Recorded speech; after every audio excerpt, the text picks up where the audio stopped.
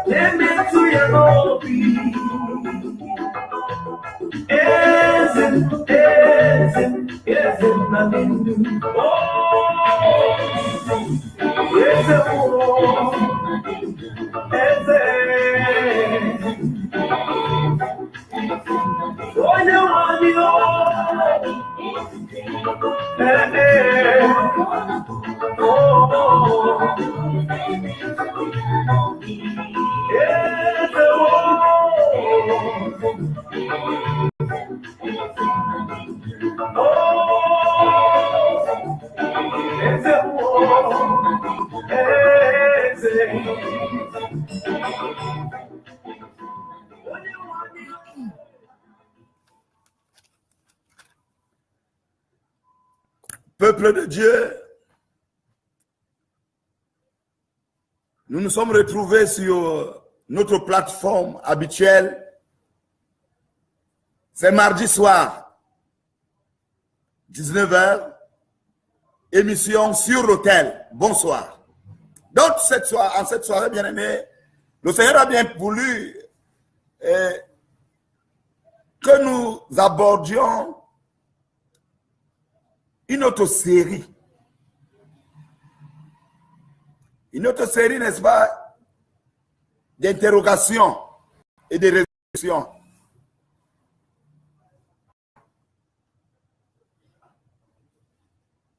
J'attendrai que vous vous connectez et que vous interpelliez plusieurs à se connecter parce que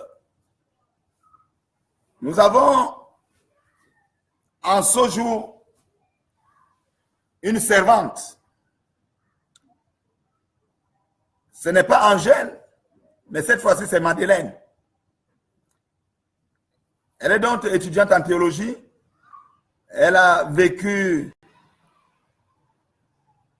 beaucoup de péripéties.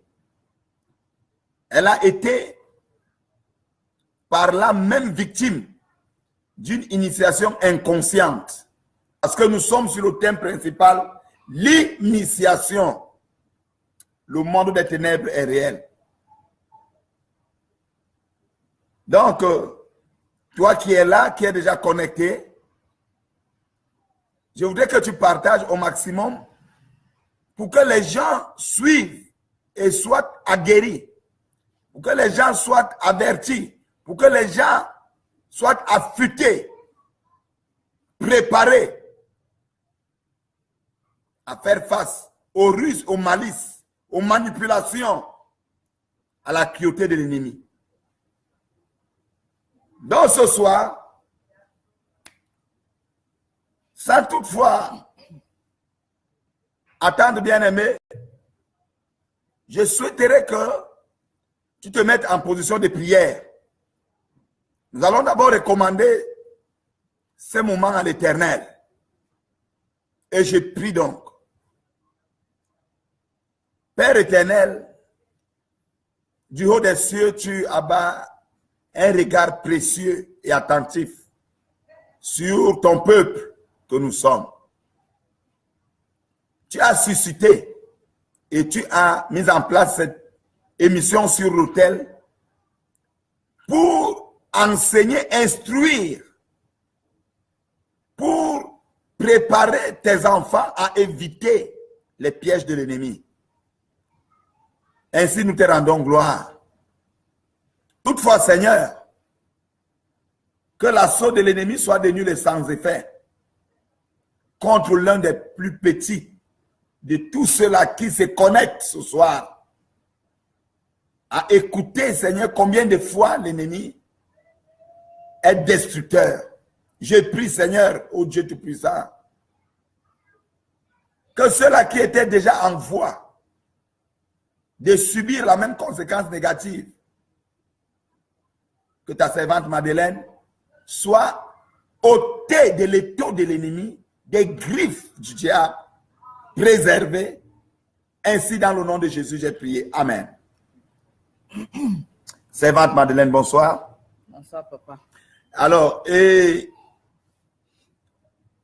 bien voulu que tu viennes partager. C'est une joie avec tous ceux-là qui nous suivent. C'est pour cette raison que le Seigneur t'a repêché des ténèbres pour l'admirable lumière. Le monde connaît une transition désagréable où l'ennemi a trouvé plusieurs canaux de décourager et d'ailleurs amener le peuple de Dieu dans le doute. En effet, les gens ne croient plus que la majorité des maux qu'ils subissent émanent, n'est-ce pas, de la planification et de la ruse du diable. Donc, pour nous les enfants de Dieu qui n'avons plus peur, nous ne craignons pas l'ennemi. Pour nous les enfants de Dieu qui n'avons plus rien à perdre parce que nous avons tout gagné, le monde entier nous écoute. Le monde entier est connecté parce que je vois déjà nos bien-aimés de l'Europe qui se signalent et je leur souhaite ainsi, n'est-ce pas, une bonne soirée. Et je vois les bien-aimés de l'Europe et d'ailleurs qui sont en train de se signaler. Je voulais vous dire aujourd'hui, c'est une occasion importante. Père, que toute la gloire te revienne pour tout cela et donne à ce que Seigneur Père, à travers ces moments, plusieurs soient relevés de leur chute dont la cause avait été l'ennemi. Donc ici, ce soir, la sœur Madeleine, servante, comme je l'ai dit, elle est étudiante en théologie dans Bible Training Center for Pastors de Dejin Mock, Atlanta, États-Unis. Elle va nous raconter ce qu'elle a vécu. Et sur la base donc de la parole de Dieu, non seulement nous allons prodiguer des conseils, mais nous allons prier pour sortir des griffes de l'ennemi. Donc, écoutons le témoignage de la sœur. Elle va aller de bout en bout et cela sera très édifiant. Que le Seigneur vous bénisse. Servante, à toi la parole. Merci, papa. C'est un réel plaisir d'être ce soir sur ce plateau pour édifier nos frères et sœurs, ceux de Cameroun et ceux d'ailleurs, qui nous écoutent.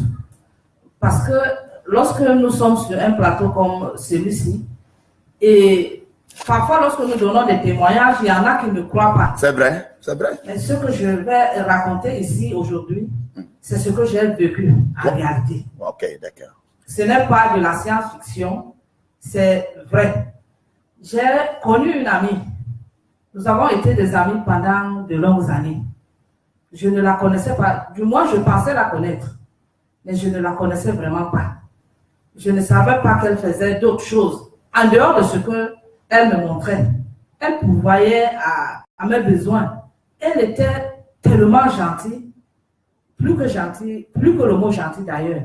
Je ne pouvais donc pas la soupçonner d'être ou faisant partie d'une secte quelconque ou faisant des pratiques occultes. Non, cela ne s'était jamais présenté. Je n'avais jamais vu quelque chose en elle qui pouvait susciter mon doute ou bien qui pouvait m'amener à croire qu'elle avait mis la main quelque part, comme nous disons communément ici au Cameroun. Alors, Nous avons fait chemin ensemble, mais tout a basculé quand elle meurt. Quand elle meurt, alors 2 jours après sa mort, elle est d'ailleurs morte bizarrement. Je ne vais pas revenir sur les faits de sa mort. Elle est morte bizarrement.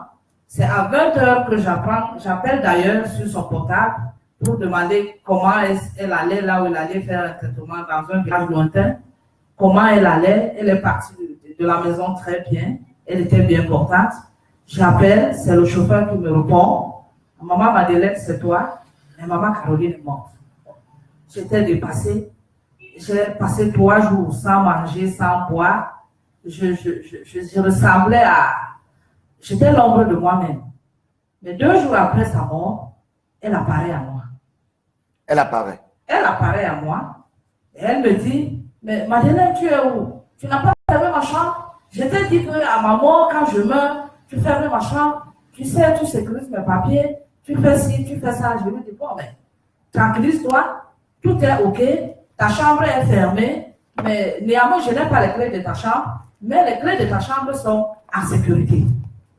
Bon, c'est là, je me disais que elle venait de mourir, certes.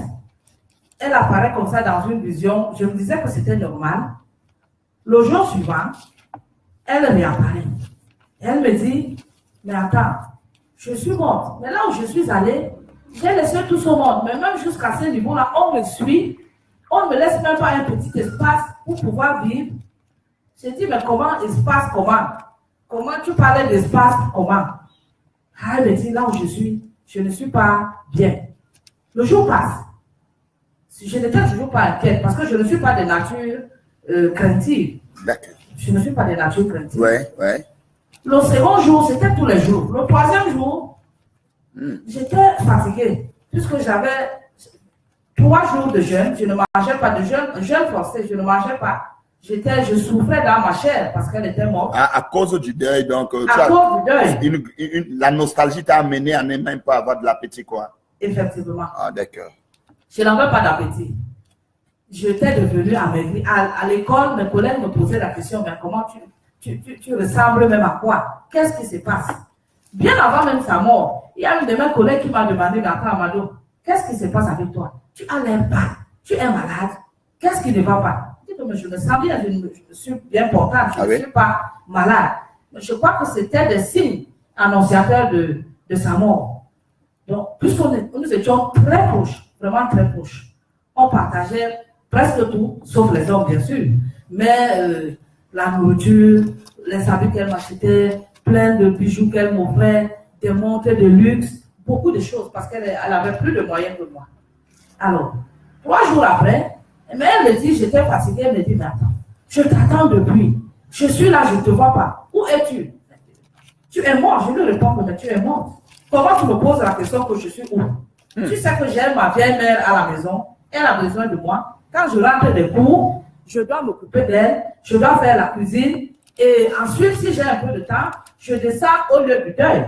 Bon, quand tu me poses la question que je suis où, tu ne me vois pas, je n'habite pas chez toi, j'ai le chez moi. Elle me dit, toi, tu ne changeras jamais. Tu dis toujours ce que tu as dans ton cœur. Je dis que c'est ça qui fait ma force. Je dis toujours ce que je pense, je ne manque pas. Je n'aime pas, je suis fatiguée. Ce jour passe. Je n'étais toujours pas inquiète.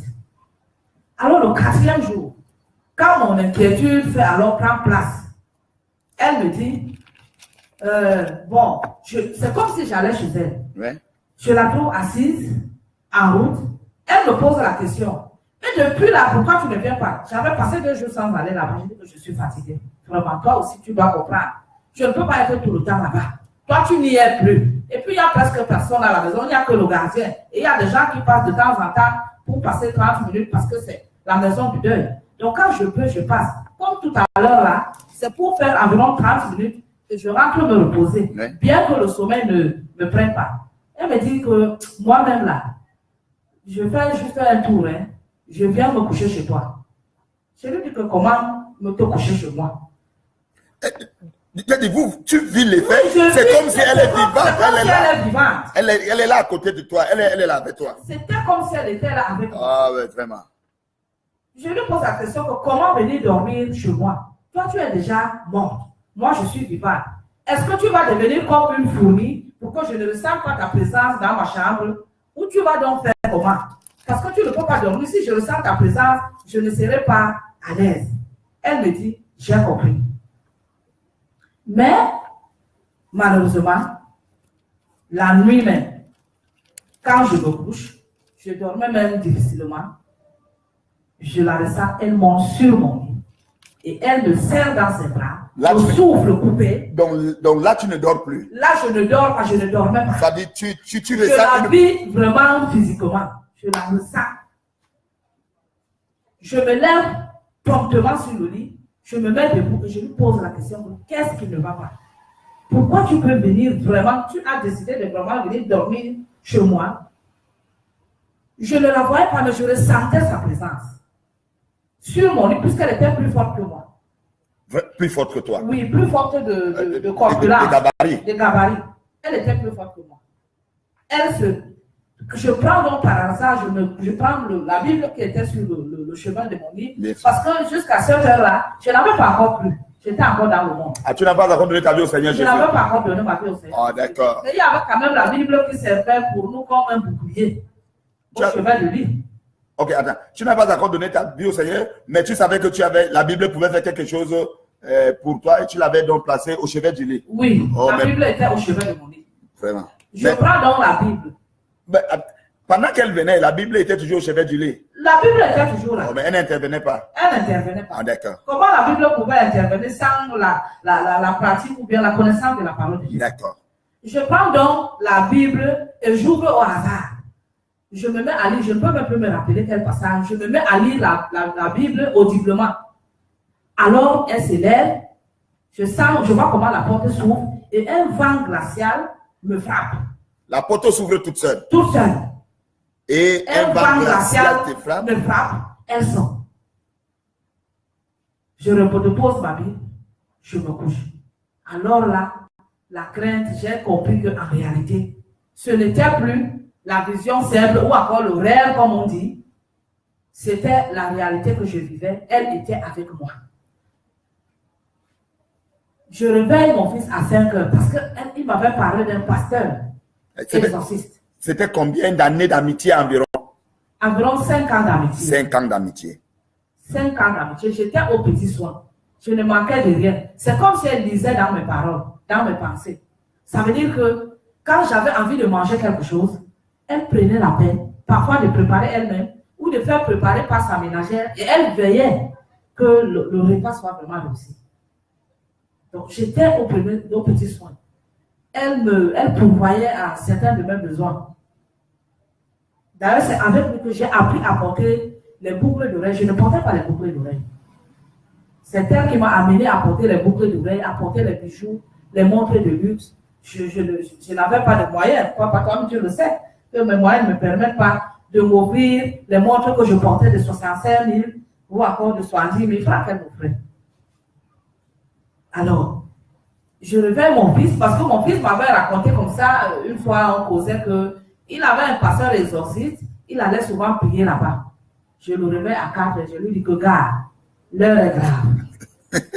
Ta maman Caroline est ici. Elle est présente. Elle est présente. Elle est morte, mais elle n'est pas morte. Elle est morte, mais elle est ici. Je la ressens. Elle est là. Mon fils qui sait que de nature, je ne connais presque pas la peur, me dit maman, pour y aller, il commence à recevoir à 5 heures. Donc, mettons-nous maintenant en route. Nous sommes quittés de la maison à 4h30. Le pasteur en question est au quartier dédié ici à Douala. Nous nous sommes déportés là-bas. Nous sommes arrivés autour de 5h15. Nous étions, je crois, la 7e personne à être reçue. Quand j'entre, je m'assois. Le pasteur me regarde. Il me dit, je lui raconte que voilà ce que j'ai vécu, ce que je viens de dire là précédemment. Le pasteur me dit, mais elle est là, elle est dehors. Vous êtes venus ensemble. Vous avez un problème. C'est mon fils qui répond que non, maman n'a jamais eu de problème avec elle, tout au contraire. C'est des amitiés soudées. Il n'y a jamais eu de problème entre elles. Elle est avec toi. Partout là-bas, on ne peut pas entrer ici, c'est parce que c'est un lieu de prière. Je lui demande que mes pasteurs, on va faire comment? Ah bon? Il me dit, ne t'inquiète pas, je vais te donner du produit là tout à l'heure, tu vas te laver et je vais prier, tu vas rentrer. Tu vas venir, il recevait les mardis et les jeudis. Le pasteur demande qu'on apporte un seau d'eau, il met le parfum, plein de choses, il met là-dedans, il me dit, bon, on va dans les toilettes, je m'en vais, je me lave, je reviens, il prie et il me dit, va, n'aie pas peur, je vais l'éloigner de toi. Je rentre. Mais quand je rentre avec mon fils, je n'ai pas voulu le faire parce que quand tu es avec un enfant, il est vrai qu'il est grand. Je ne pouvais pas lui dire que je ressens une présence à côté de moi. Je ressens comme si quelqu'un marchait à côté, tout à côté de moi. Je suis rentrée à la maison. Je me suis apprêtée, je suis allée à l'école. La même nuit, elle revient. Mamadou, tu me chasses. C'est la question qu'elle me pose. Maman Mado, tu me chasses. C'est lui qui m'entend. Tu es morte, mon ami. Tu es dans ton monde que moi je ne connais pas. Toi, tu as le pouvoir de revenir dans mon monde, de me voir. Toi, tu me vois. Je ne te vois pas. Toi, tu maîtrises ma vie. Toi, tu maîtrises mes faits et gestes. Comment tu peux dire qu'on soit encore amis? On va être amis comment? Tu vois comment je souffre. Je souffre par ta disparition. Là où tu es parti, tu vas te faire d'autres amis. Moi aussi, comme je suis resté là, je vais me forcer d'avoir aussi d'autres amis. Mais nous ne pouvons plus être ensemble. Ça, c'était pour te défendre que là où elle est allée, il fallait qu'elle se fasse une amitié. Qu'elle se fasse une amitié là-bas. Ah, d'accord. Qu'elle me laisse en paix. Parce qu'on ne pouvait plus être amis. Ah oui, normal. C'était une causerie. On causait tout le temps comme si elle était encore vivante. À aucune des fois, je n'avais cédé à aucune de ces, je n'avais accédé à aucune de ces demandes. Le jour est arrivé, un autre jour qui suit, c'était presque la même répétition. Ça ne changeait pas. Et l'eau que je continuais à aller chez le pasteur, entre guillemets, chez le pasteur qui t'a donné de l'eau et que tu te lavais. De l'eau, des parfums, de sel béni, de l'eau bénie et tout. Toutes ces choses-là, ça ne changeait pas. J'ai donc compris que de l'autre côté, ça n'allait pas. Je me suis rapproché d'une collègue qui a un beau-frère prêtre exorciste. Ok, ouais. Ernestine me dit, non, Mado, lui, il est prêtre orthodoxe, il est très fort. Alors, non, ça ne vaut même pas la peine, je vais l'appeler et je vais lui dire que tu arrives. C'est comme ça que ma collègue appelle son beau-frère, le prêtre Martin. Il me reçoit, la même chose. Mais il me dit, elle est là dehors. Et je dis, attends, tout le temps, elle est là dehors. Tout ce que je fais depuis là, elle est là dehors, elle est là dehors. Jusqu'à quand va-t-elle me laisser en paix? Oh, il me dit, comme tu es arrivé là, il n'y a pas de problème. Lui aussi, prend l'eau, achète ci, donne ceci, fait une ordonnance, je crois, de 41 000. Je me bats avec mon salaire de catéchiste à trouver les 41 000 pour qu'on me fasse cette déconction, comme j'appelle, je ne sais pas, une potion magique. Je me lave les encens par-ci, les huiles qui ont les croix à l'intérieur. Je ne sais même pas comment on a pu mettre ça dans la bouteille. Une croix rouge. L'huile même étant rouge. J'avais le bourboule partout. Et parce que c'était même en saison sèche, il fallait qu'à minuit je me lève pour prier. Il fallait qu'à minuit je me lève pour me laver. Il fallait... Les encens étaient épinglés dans ma maison comme les bouquets de fleurs. J'allumais les encens partout. Je prenais même mon laptop et j'avais téléchargé les psaumes. Les psaumes jouaient, chantaient les psaumes de David toute une nuit, jusque-là.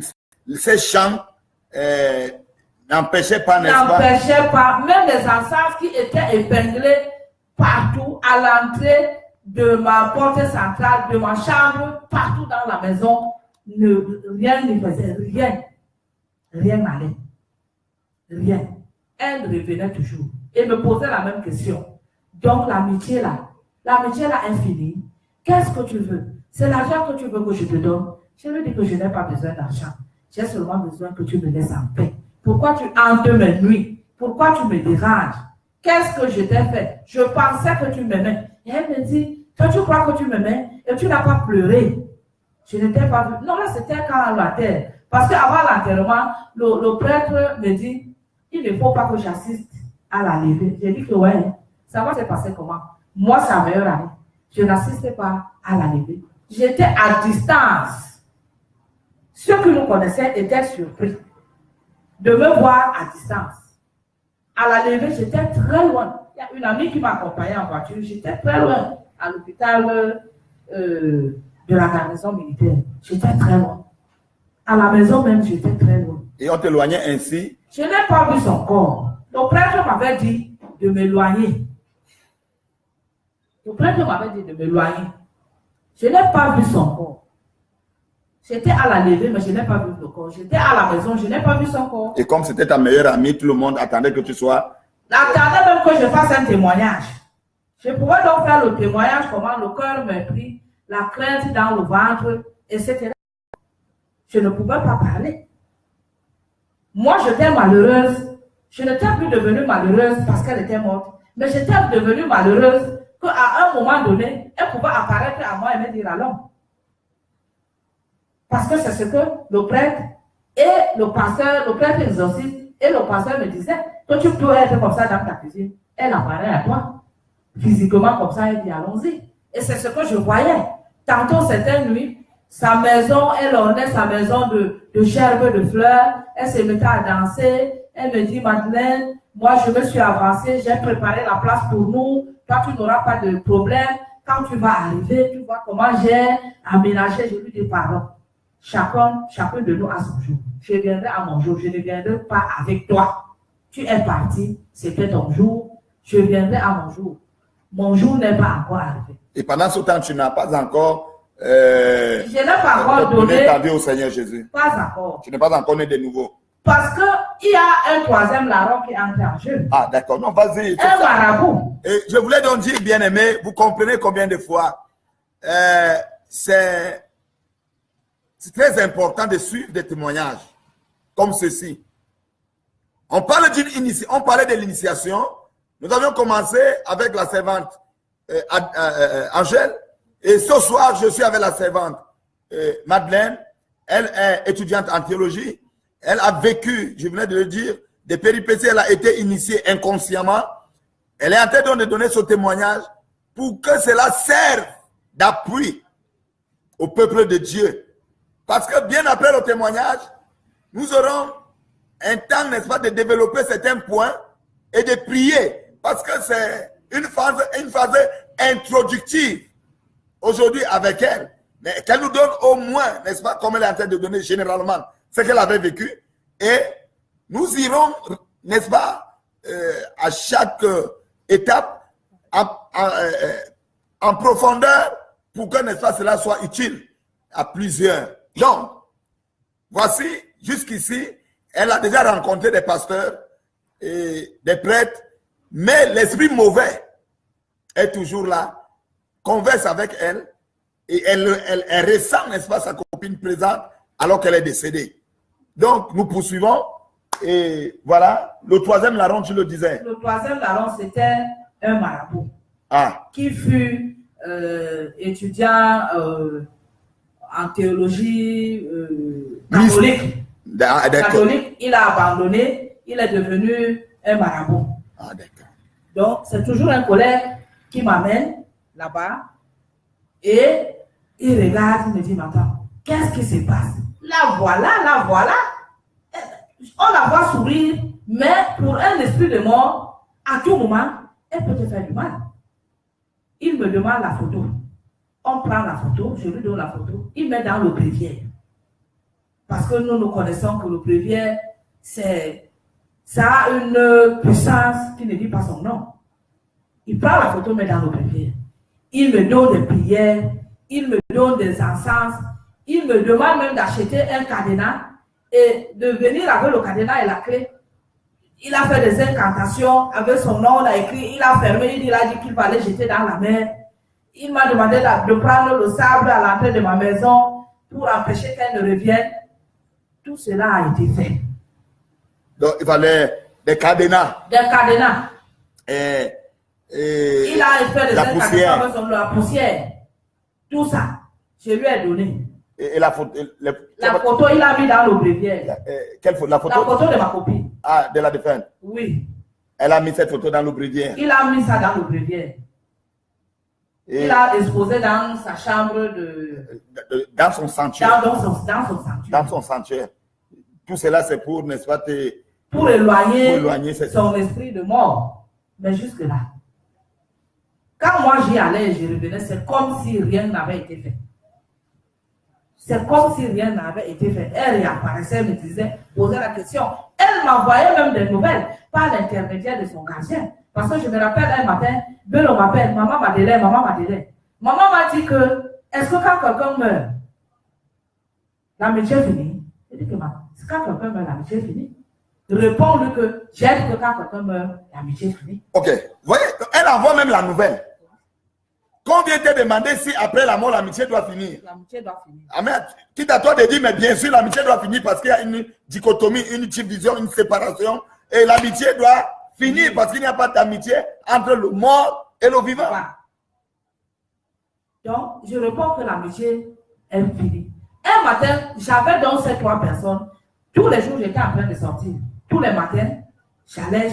Soit tu allais chez le pasteur, soit chez le pasteur, soit chez le prêtre, soit chez le marabout. soit chez le marabout. Mais les trois réunis, avec tout cela, chez moi, sentais dans le sens que quand tu venais à 5 km ou à 2-3 km, tu sentais. On m'a fait acheter l'encens pontifical, qui peut être un petit sachet à 5 000 que j'utilisais pendant 3 jours seulement. L'encens pontifical. Parce que qui parlait de pontifical vient de papoter. C'est-à-dire ça vient directement donc n'est-ce pas, du Vatican. Du Vatican, je voulais Ça ne dire. s'achetait pas vulgairement. Il fallait passer par un prêtre pour l'avoir. Et malgré cet encens, d'ailleurs, un matin, quand je venais pour aller chez le prêtre, dans la nuit, elle me présente une liasse d'argent. Elle me dit, Madeleine, vraiment, prends cet argent. Peut-être c'est ça, peut-être parce que je ne t'ai pas donné, parce qu'elle m'avait promis 2 millions avant sa mort. Elle me dit que dès que tu as omis, oui, voilà. Oui. Hein? Elle me dit que quand je rentre de ce voyage, je vais te donner 2 millions. Elle voyageait beaucoup. Oui, elle voyageait pour faire son traitement. Mais elle voyageait beaucoup, elle allait au Bénin, elle allait à Dubaï, elle allait en Europe, elle voyageait beaucoup. Elle s'apprêtait même pour aller en Turquie. Mais là, elle voyageait pour son traitement, qu'elle allait faire un traitement indigène. Selon qu'elle te disait quoi? Selon qu'elle me disait. Elle me dit que dès que je rentre là, je vais te donner 2 millions. Donc, dans la nuit, elle me tend une liasse d'argent. La main avec laquelle je reçois cet argent-là. Le matin, j'avais rendez-vous avec le prêtre exorciste. Quand je descends seulement mes escaliers, je ne ressentais plus ma main. Ma main là a calé, a commencé à faire mal. Dans la nuit donc, parce que tu avais pris cet argent de la main. Et quand tu t'es réveillé, il n'y avait plus de sensibilité. Il n'y avait plus. Quand j'allais même, je me suis lavé, habillé. Quand je descends, la main bloque. Elle commence à faire mal. Donc quand j'arrive chez le prêtre exorciste, on ne priait plus pour la chasser. Il fallait prier pour que je retrouve la mobilité de mon bras. Ah ben, dans la situation, il y a les attaques, parce que déjà, elle comprend que tu ne cèdes pas. Il faut maintenant qu'elle passe à une autre phase, n'est-ce pas? À une autre phase, quoi. Voilà. Ouais. Donc, pendant ce temps, j'ai une sœur en Christ ici aujourd'hui, Félicité. Je lui avais posé la question de savoir, est-ce que tu n'as pas la connaissance d'un pasteur ou d'un prêtre? Parce que je vis une situation sans lui donner l'explication. J'avais même peur de sortir, à partir des 18 heures, j'avais peur de sortir de la maison. Je me suis rendue comme ça un soir chez elle. Bon, nous avons causé de tout et de rien. Au moment où je me lève, elle me dit, attends, tu m'avais parlé tu voulais raconter le pasteur. De quoi il est question en réalité?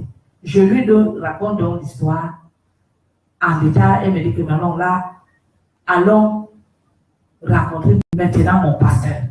Ah, tu parlais de Félicité. De Félicité qui est ici. Qui est ici? Oui. Ma fille Félicité. Ta fille Félicité. Donc, maintenant, tu es donc en chemin pour le quartier général. Vous venez rencontrer. Je suis en chemin pour raconter le général. Pour raconter le général de Christ. Amen. Ah, bien aimé. Je suis en chemin. Après avoir souffert, je suis devenue voilà. Une humaine. J'étais l'ombre de moi-même. J'avais vieilli de 200 ans. D'ailleurs, les sœurs et les frères. Ah ben oui, mais je sais, vas-y, le témoignage c'est très long. Le témoignage est long. J'arrive donc chez Félicité. Et alors, je n'interromps pas. Vraiment, c'est très important. C'est très important. Je ne sais pas si nous sommes ensemble. Si nous sommes ensemble, il faudrait écrire, répondez oui, général, nous sommes ensemble. Vous avez donc en face de vous le lionceau de la tribu de Juda qui est le général, le révérend pasteur Pierre Mafek, parce que je l'ai dit dernièrement, que le seul lion, n'est-ce pas, de la Teranga, le seul lion de la forêt, le seul lion de la tribu, le véritable lion, c'est Jésus-Christ de Nazareth. Mais alors, moi, je suis le lionceau de la tribu de Juda, et je suis donc le général de Christ. Voici, la grâce de Dieu amène que la servante tâtonnante se mette sur le chemin du quartier général, donc là où le général de Christ, n'est-ce pas, exerce son ministère. C'est une grâce. Pour toi-même qui m'écoutes, si tu t'es connecté à partir d'une connaissance, sache que c'est une voie que le Seigneur a ouverte afin que tu sois délivré.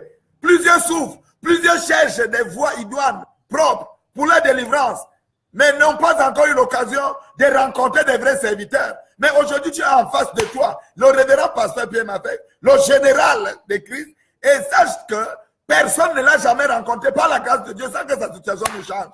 Alors, voici donc, nous continuons, nous sommes en train d'aller graduellement, et il arrive donc elle rencontre l'une de mes oies, l'une de mes filles à l'église, et qui lui disent, bon, allons rencontrer le général.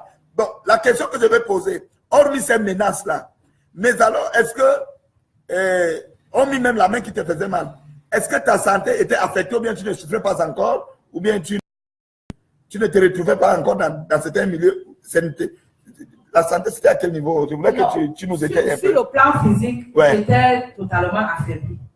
Je me retrouvais, le témoin, il y a beaucoup de choses que j'ai même omis de dire. Je me retrouvais pendant tout ce temps-là dans les cimetières. À tout moment que je fermais mes yeux, que ce soit de jour ou que de nuit, je me retrouvais dans les cimetières, étant attaqué tout le temps par les fantômes ou bien par les esprits de mort. Tout le temps, c'était seulement dans les cimetières.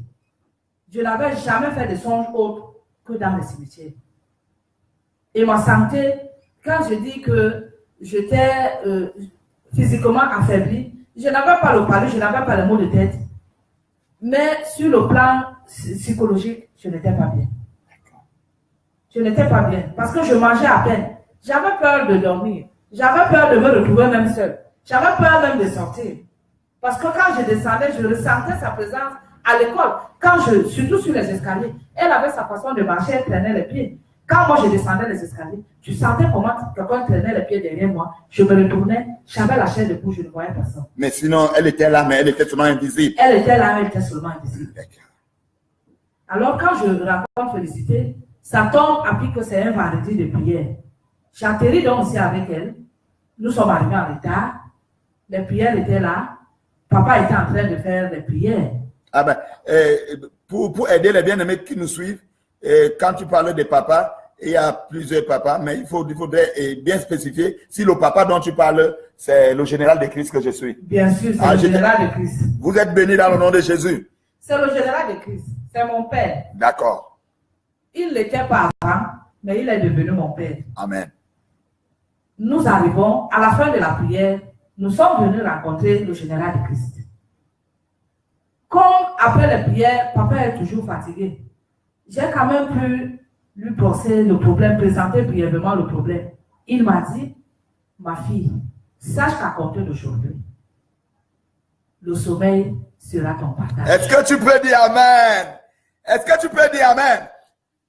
C'est avec assurance. Bien-aimé, quand tu arrives à l'eau, forcément tu dois être mouillé. Forcément tu dois être comblé. Elle dit que malgré la fatigue, après des prières bien-aimées, parce que c'est à ce service que le Seigneur m'a appelé, pour délivrer le peuple de Dieu, il y en avait des milliers, des centaines de personnes, je me rappelle bien, mais seulement par la foi, je lui ai dit, et sache qu'à compter d'aujourd'hui, qu'est-ce que j'avais dit? Que le sommeil sera ton partage. Qu'à partir d'aujourd'hui, le sommeil sera ton partage. que tu as la couverture du ministère. Que désormais tu as la couverture du ministère. Je n'ai pas besoin de prier sur toi. Que je n'ai pas besoin de prier sur toi. Rentre. Reviens demain. Reviens demain. Nous allons poser. Est-ce que tu peux dire général? Est-ce que tu peux dire général? Général. Voilà. Donc voilà ce qui s'était passé jusqu'ici. Elle a donc eu la grâce de rencontrer l'homme qui a été établi par Dieu. Vraiment, excusez-moi, ce n'est pas de l'orgueil, mais c'est une fierté pour moi d'avoir été choisi parmi tant d'autres. Comme Marie, qui, n'est-ce pas, par elle, Jésus-Christ est venu. Si par moi, plusieurs personnes sont délivrées, c'est une grâce. Moi, je ne suis pas acheté. Je ne suis pas acheté. Si aujourd'hui je suis à l'international, je ne l'ai pas mérité par un effort, n'est-ce pas, ou encore par un examen quelconque, mais c'est le plan de Dieu. Donc, comme c'est le plan de Dieu, je dois me réjouir. Et pourquoi? Parce que c'est une prérogative pour moi. Donc, elle a eu cette grâce d'arriver au moment opportun de raconter et de rencontrer la personne type, la personne idéale, la personne, n'est-ce pas, à qui le Seigneur a donné le mandat, n'est-ce pas, de faire ces choses-là. Et je l'ai donc mise en confiance pour lui dire, non, rentre, tu vas dormir, mais seulement reviens demain. C'est ça, c'est à ce niveau que moi-même je voudrais écouter, entendre, parce que depuis ce temps-là, nous n'avons pas eu à partager profondément jusqu'à ce niveau.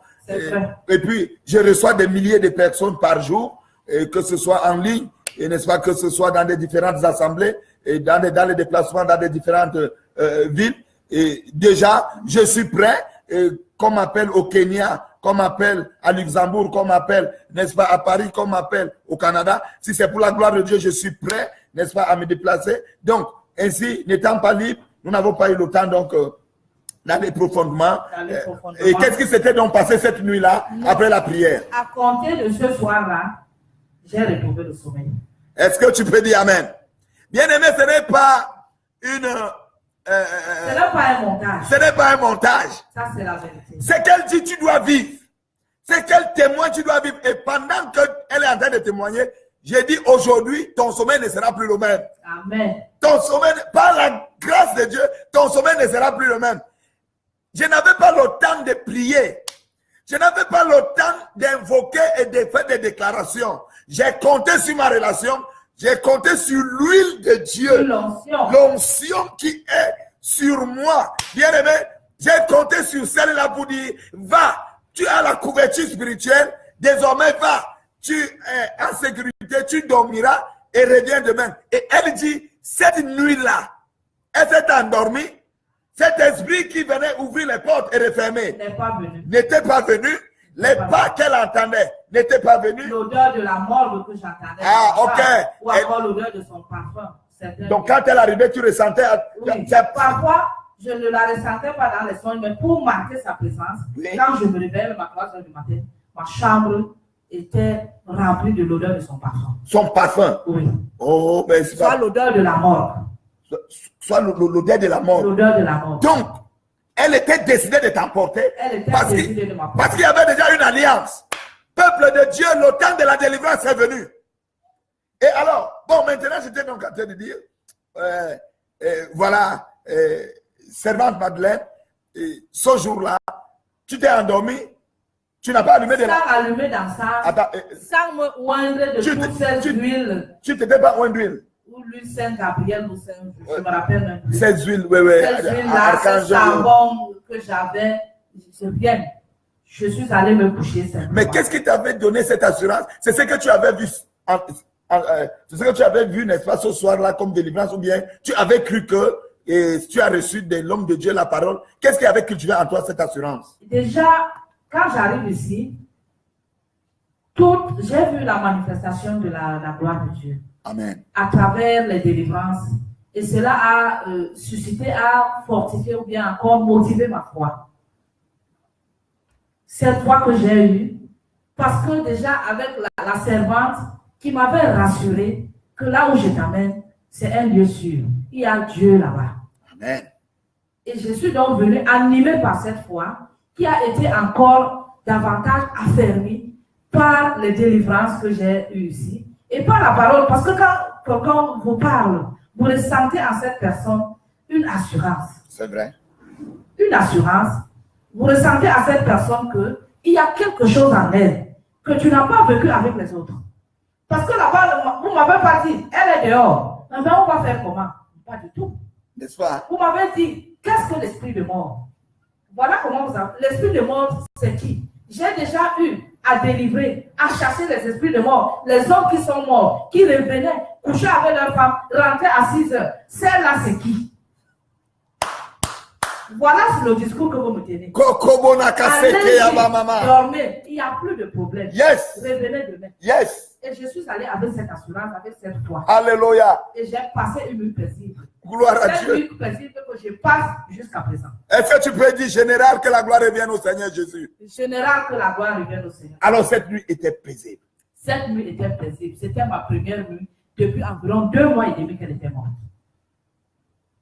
2 mois et demi qu'elle était morte. C'était ma première nuit de sommeil sans problème. Nous allons marquer un arrêt là pour aujourd'hui. La servante sera là jeudi.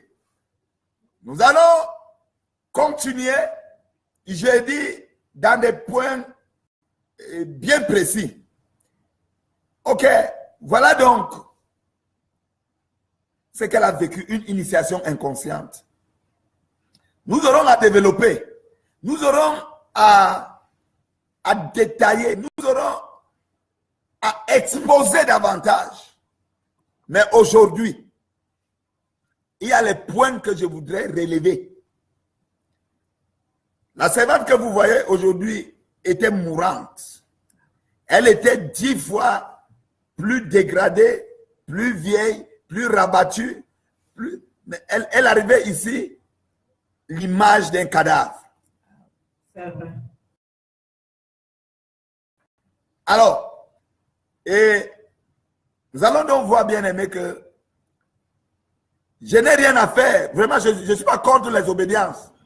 C'est-à-dire, je ne voudrais pas parler des obédiences catholiques. Non, ce n'est pas sur tout ça. Mais ce que je sais, c'est que ce n'est pas ça qui importe. Ce qui importe le plus, c'est la transformation, la conversion de la personne. Devenir enfant de Dieu. On peut être, même ici, au quartier général chez les Amis de Christ, je voulais dire, nous sommes les Amis de Christ, s'il vous plaît. Vous pouvez être même chez les Amis de Christ et que si vous ne vous êtes pas engagé à renoncer, n'est-ce pas, à épouser la vision divine, vous serez toujours bouc, au lieu d'être brebis, bien sûr, n'est-ce pas? Bien. Et pendant ce temps, certainement, elle allait quelque part, sans toutefois citer, n'est-ce pas, l'obédience, mais tu allais quand même à l'église, n'est-ce quelque part, n'est-ce pas? J'allais à l'église, l'EPC. L'église Oh, presbytérienne. mais sinon que tu as toujours cité, bon, je n'ai pas voulu que nous citions. Bon, voilà. Je n'ai pas voulu que nous. Ok. J'allais à l'église. Tu allais à l'église. Engagé, je m'apprêtais à devenir ancienne de l'église. On m'avait proposé à devenir ancienne de l'église. Ancienne de l'église. Et l'esprit t'avait prouvé en fait que tu n'étais pas encore prête à être ancienne, oui, parce que l'esprit était plus ancien que toi. Je n'avais pas. Ben, alors, bien aimé, donc voilà ce qui se passe. Donc, ce que je vais donc dire, elle a donc rencontré cette femme, et cette femme qui était une principauté dans le monde des ténèbres. Et pendant qu'elle vivait avec elle, elle s'engageait à lui donner un peu de tout pour qu'elle ne fasse rien, parce que spirituellement, nous allons expliquer, elle exploitait les grâces de la sœur pour faire tout ce qu'elle devait faire, n'est-ce pas, dans sa vie. Tous ces voyages où elle pouvait aller au Bénin, c'était avec le potentiel de la sœur pour enrichir le monde des ténèbres. Et par la grâce de Dieu, c'est une grâce, il arrive, n'est-ce pas, que la mort la surprenne. Et c'est là maintenant le début de la délivrance de la sœur. Les choses sont exposées et tout à l'heure, il faut qu'elle cherche la délivrance. Il faut qu'elle cherche, n'est-ce pas, à se sauver. C'est très important. Elle s'est dirigée, normalement, il faut aller vers les hommes de Dieu. Il faut aller vers les hommes de Dieu. Mais nous allons comprendre que le royaume des cieux est comme aussi une nation dans laquelle on se trouve. C'est un gouvernement. Et lorsqu'on parlait de l'administration, par exemple, je vais prendre dans le cadre africain chez nous. Moi, je suis Camerounais, je suis fier de l'être, n'est-ce pas? Je suis fier d'être Camerounais. Et nous avons ici, dans notre administration, dans notre gouvernement, nous avons plusieurs ministères. Nous avons, tu pourras m'aider pour en citer, il y a, il y a la défense, par exemple, n'est-ce pas? Hein? Il y a l'éducation. Il y a l'éducation. Il y a le ministère de la jeunesse et du sport. Il y en a plusieurs. Bon. Le travail et de l'emploi. Alors, vous voyez qu'à la tête de chaque ministère, il y a un ministre. Donc, il y a des ministres de culte, mais tous ne sont pas du même ministère. Vous voyez que le ministre de la jeunesse et des sports est chargé des activités sportives. Mais alors que celui de la défense est chargé du combat, forcément parce qu'il faut défendre. Ce sont des armes. Donc, ce n'est pas pour mettre en minorité les autres, mais en fait, ce n'était pas leur couloir. Ce n'était pas leur couloir. Parce que Jésus-Christ même, la Bible dit, parlait dans le livre d'Éphésiens, il dit qu'il a donné les uns comme apôtres, les autres comme évangélistes, docteurs, ainsi de suite. Donc, il y a des personnes qui sont faites pour une mission bien précise. Une mission très, très précise. Donc, il arrive donc que tu ailles rencontrer un pasteur et que, n'est-ce pas, c'est pas à se décanter, que tu ailles chez un prêtre, mais alors là où tu as touché le fond, tu vas aller chez le diable lui-même, chez le marabout. Et tu n'avais pas le choix. Tu n'avais pas le choix parce qu'il va falloir, tu as besoin du sommeil. Tu as besoin du sommeil, hein? Tu as besoin du sommeil. Donc, voilà, tu arrives maintenant là où le Seigneur, n'est-ce pas, voulait que tu arrives pour être libéré. Tu es arrivé et le général, pas le général d'Église, le Seigneur t'a libéré. Ce soir, voici ce que je voudrais que nous fassions, bien-aimés. Je voudrais que nous prions. Nous avons 10 minutes de prière. 10 minutes de prière.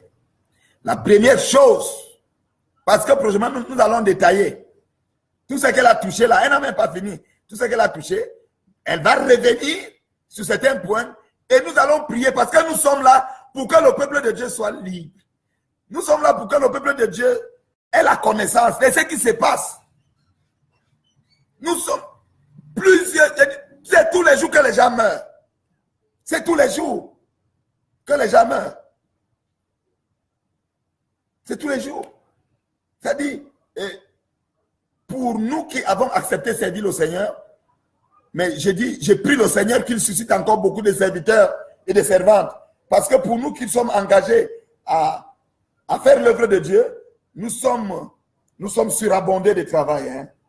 Ah oui, il arrive comme ça que jusqu'à la fin de la journée, et ne serait-ce que par téléphone, vraiment ce sont des milliers d'appels, des services, n'est-ce pas, d'intercession et de prières par-ci par-là, des déplacements.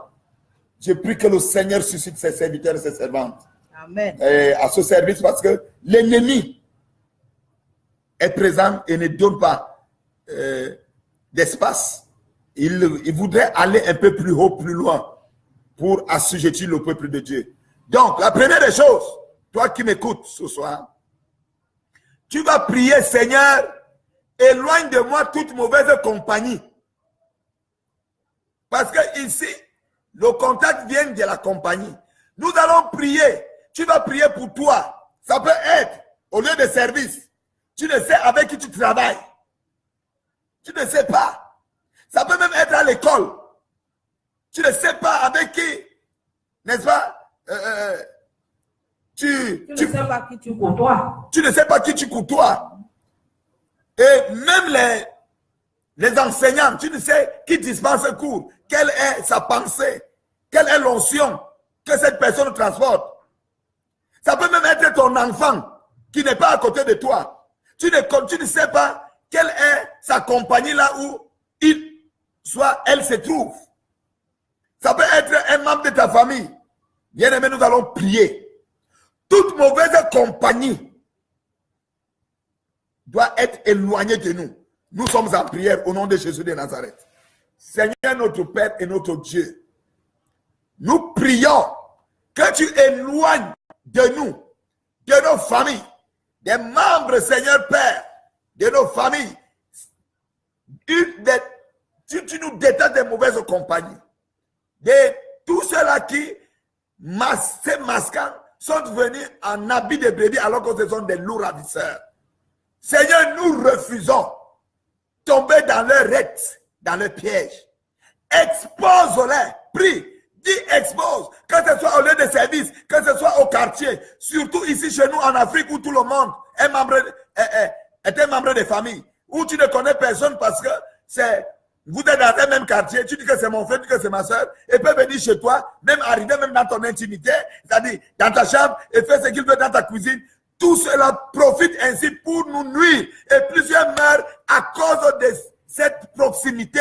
Que le Seigneur expose, prie que le Seigneur expose, prie que le Seigneur expose toute mauvaise compagnie, que ce soit de ta part, que ce soit de la part de ton mari, de tes enfants, des membres de ta famille. Nous sommes en prière. Nous sommes en prière. Que le Seigneur expose toute mauvaise compagnie. L'ennemi ne se cachera plus derrière toi. L'ennemi ne se cachera plus derrière toi. Pendant qu'il se lèvera, il sera exposé. Il sera exposé. Il sera exposé. Il sera exposé. Que ce soit enfant, que ce soit homme ou femme, vieillard.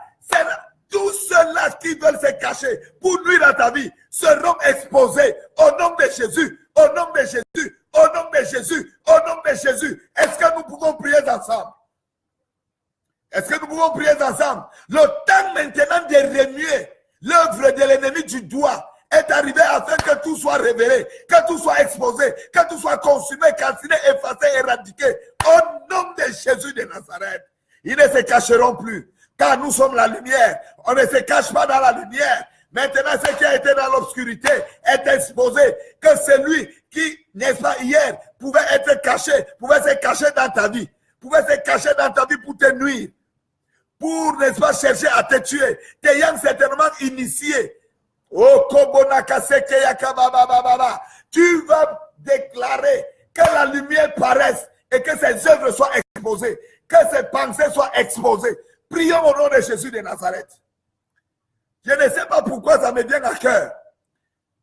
Je ne sais pas pourquoi ça me vient à cœur. Dans les lieux de service, j'ai dit dans les lieux de service, même là où tu vends au marché, j'ai dit bien, que tu sois même footballeur, la même équipe dans laquelle tu te trouves, je ne sais pas. Sache que la personne qui est à côté de toi là, est dangereuse.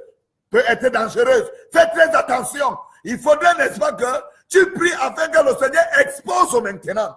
Que le Seigneur expose maintenant. Que le Seigneur expose maintenant. Que le Seigneur expose maintenant. Que le Seigneur expose maintenant. La personne qui est à côté de toi là, c'est une personne qui nuit à ta santé. C'est une personne qui nuit à ta vie. Pendant que vous séparez au lieu de service, toi, tu penses que tu es rentré alors que la personne t'a suivi mystiquement jusque chez toi. Viens te nuire, viens appuyer ton cou, viens étouffer, viens, n'est-ce pas, t'empêcher de dormir. Aujourd'hui, c'est fini.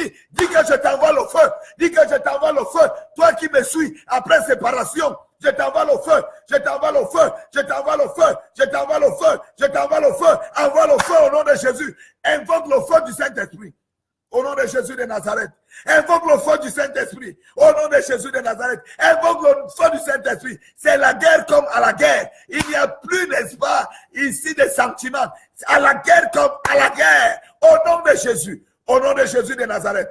Vous tous qui êtes alignés du côté du général de Christ, le lionceau qui est aussi derrière, le lion de la tribu de Juda. Sachez que vous êtes là pour combattre et que le temps maintenant de vaincre l'ennemi est venu. Envoie le feu, envoie le feu, envoie le feu, envoie le feu, envoie le feu, envoie le feu, envoie le feu, envoie le feu. Au nom de Jésus de Nazareth.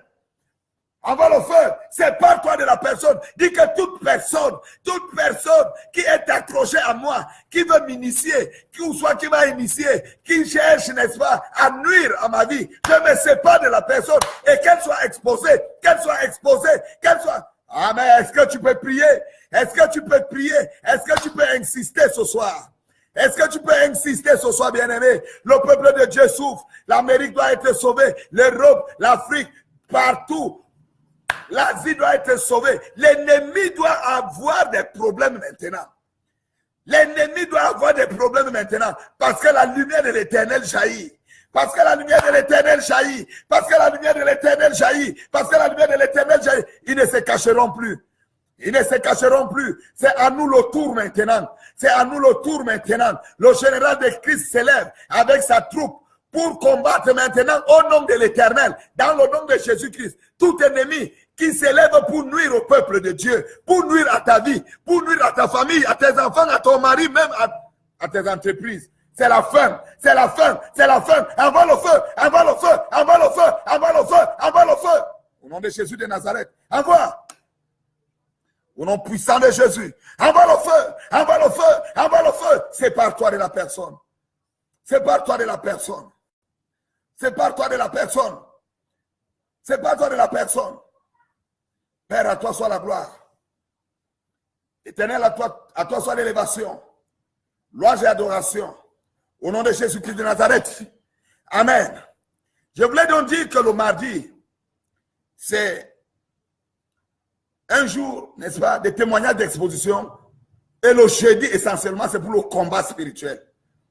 Sur la base de ce témoignage, parce qu'elle reviendra, nous allons combattre, bien aimé, le jeudi, à partir de 19h, ne manque pas. Donc, pour ceux-là, qui pour la première fois venaient de nous découvrir, de se joindre à nous, vous pouvez nous appeler en ligne, pour ceux qui sont à l'étranger, sur l'indice 237 675 12 15 23, 237 93 83 31 60. Je dirais ici, vous pouvez même aller dans notre site internet www.lesamidechrist.com. Et pour nos vidéos sont déjà postées. Vous pouvez aller, n'est-ce pas, dans YouTube, toujours les Amis de Christ. Vous verrez ce qui a déjà été fait. Vous pouvez déjà voir ce que nous avions fait pour, n'est-ce pas, vous rattraper afin que nous coulions ensemble. Le Seigneur m'a suscité, bien-aimé, pour vous. Le Seigneur m'a mandaté, je sais ce qu'il a mis en moi, l'esprit, l'huile qu'il a versé en moi. Tu ne laisseras pas ton frère, ta soeur souffrir, mais alors qu'il y a une solution pas loin de toi. Voici que, étant au Cameroun, je peux te toucher en Asie, par la grâce de Dieu. Donc, nous prenons donc rendez-vous jeudi, à partir de 19h. Ne manque pas. Et vous pouvez nous appeler en ligne. Il y a le standard, il y a le secrétariat qui pourra vous recevoir. Et nous nous occuperons de vous. Quel que soit le problème. Quel que soit le problème. Que le Seigneur vous bénisse. Amen. Amen.